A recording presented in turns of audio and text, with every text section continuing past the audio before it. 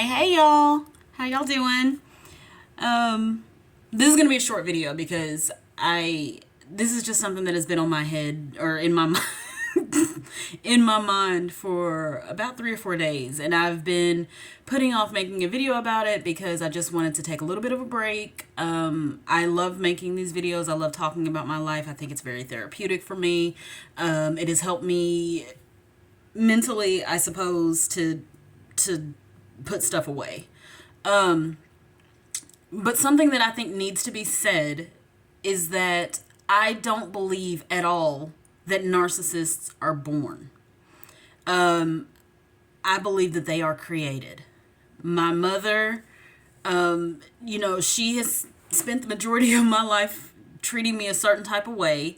It is a way that I did not deserve. It is a way that doesn't make any sense to me as an adult right now. I will never understand why she treated me the way that she did growing up, nor will I ever understand why my ex-husband felt the need to also treat me the way that he treated me. I was never negative or bad to either of these people. I mean, I don't know how you could be bad to your mother, especially. She brought me into this world. I didn't have to be here.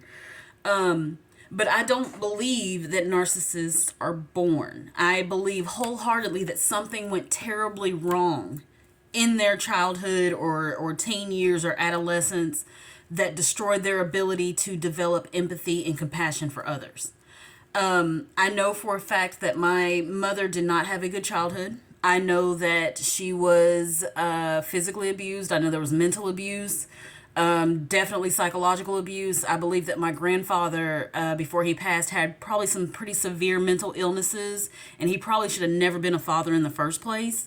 I know that my grandmother probably did the best that she could, but it was a different time. It was a different expectation of people. And survival was probably more important than emotionally caring for your children. So I don't blame my mother for being narcissistic. I blame her for choosing to stay that way because I know full well that she suffered in her childhood. She's told me stories about when she was a kid. And some of the stuff she's told me, I'm like, damn, that's not right. You shouldn't have gone through that. So I can empathize with what she went through. But to me, if she knew that it was so bad or she felt so terrible, why would she turn around and do the same thing?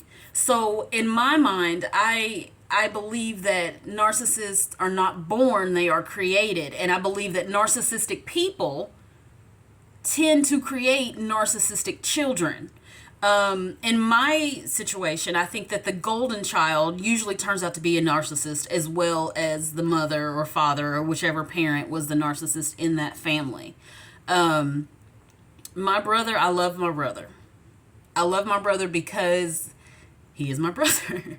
But also, he would have been considered the golden child in my home. My mother's crazy about my brother.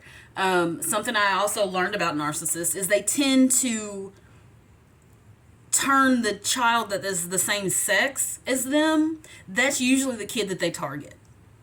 I assume that it's because at a certain point, that kid becomes competition, even though they don't mean to. I never thought that I was competition in my home. I felt like I was competing, but it never dawned on me that that's what was actually happening until I grew up, moved out, and started learning what narcissism was. But I think you have to understand that in their childhood, whatever it was that went wrong made them feel inadequate. It made them feel unworthy, and it made them feel, I guess, just in general, bad about who they are. And at some point, a switch flips. And in their head, I believe they think, I will never feel like this again. And that's when things start going differently for them. This is what I think. I could be wrong, but I feel like because there was so much nurturing lacking in their childhood, they obviously didn't develop those skills, but they also probably don't want to feel the same way they felt as a child. And I can understand that because I would never want anyone to hurt the way that I hurt growing up. I would never want anyone to feel unworthy or feel afraid or scared or confused all the time. I wouldn't want that for anybody because it is terrible. But I believe that that's what causes narcissism, is a huge lack of understanding very early in childhood. Because I know that my grandfather was probably very mentally ill, and I know that my grandmother, she did the best she could, but she didn't really protect her children. I believe that my mom, and I think all her siblings, all have different levels of narcissism that is not healthy for anybody. I have told my family on multiple occasions, y'all all need therapy so that you can deal with the trauma from your childhood so that you can heal and be better people now. But the problem with that is people don't go to therapy if they don't want to. They have to be convinced that they need to go. Or they have to decide for themselves that they want to go. And it's really hard to get a narcissist, a person who has told themselves that they are perfection, that they need help. It's hard to get them to see that. My ex-husband, even him, I know that his childhood was rough. He didn't tell me a lot, which is something else they don't do. But I know his mother. I knew his father. I met these people while I was married to him. And it's very obvious to me that he had a lot of things happen to him in his childhood that should not have happened. That would have made him out to be the way he is. The good thing about me getting divorced is I've had enough time with my children to help encourage and nurture them properly. So my kids have no problem empathizing with other people. But had they been raised, like if I'd stayed with their father, there's a real good chance one of them or both of them might have picked up those traits either way, anyway, even though I was there. My ex-husband, I think that he went through a lot of uncertainty in his childhood for sure. I know for a fact there was a lot of uncertainty, and I know what it's like to be afraid or not know what's coming next. I understand that. And so on that level, I do empathize with my ex-husband.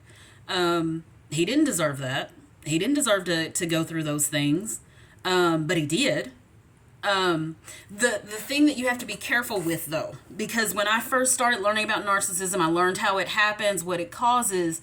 You have to be very careful about being so empathetic that you excuse their behavior. Because when you do that, it allows them to continue to mistreat you. And that's what I went through with my ex-husband. That's what I went through with my mom. When you are able to be compassionate and caring and empathetic to a narcissist, they can feel that and they will feed on it as long as they can. But you can't be so empathetic to that you allow it to continue. Because while they have been through some stuff, they are literally sucking the life out of you. I call it an energy vampire myself. That's the best way I can think of to describe what happens when you're with a narcissist. So I had to reprogram my mind, even though I know that what you went through was terrible, you didn't deserve that, and I'm sorry. That doesn't mean that I have to allow you to keep doing it to me too. And that's my whole thing. I'm not going to let you hurt me because you're hurt. And if I have to remove myself, I will. Because I have done the work to heal. I've been in therapy for years dealing with my pain. Learning and understanding what their pain is. And at the end of the day, to me, I'm not going to inflict that pain on anyone else just because it was done to me. I can be the difference. And in my family, or in my household, my daughter came to me herself and said that I am her safe place. And I never felt like that as a kid. I never felt safe. I realized I never actually felt safe until till I was grown, like maybe a year ago was when I really started to realize that I've never felt this confident and safe and secure at all my whole life. It's a weird thing when you get these realizations of what you are right now as opposed to what you were because of the situation you were in that you couldn't do anything about. My whole point for this video is is that I don't believe that a person is born with these narcissistic tendencies that are detrimental to other people. I don't believe that. I believe that they are created. I believe that narcissists can create narcissists when they have children of their own.